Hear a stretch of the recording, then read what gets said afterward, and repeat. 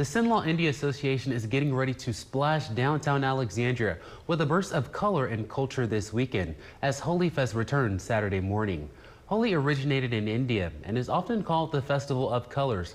The celebration is known for its bright powders thrown into the air and on festival goers. The tradition symbolizes the arrival of spring and the triumph over good over evil. Holi Fest takes place downtown between Ugly Mug Marketing and Tamp and Grind. Event curator Amy Pilarisetti says the event also doubles as a fundraiser for the Children's Advocacy Network, an organization that helps abused and neglected children in Cenla.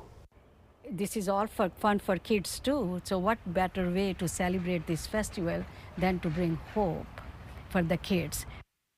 Things get started Saturday morning around 9:30 with a 4K race. That's followed by a cultural program featuring dancers from a variety of backgrounds. The main event, the throwing of the colors, gets underway at 1 p.m. The festival is free and open to the public.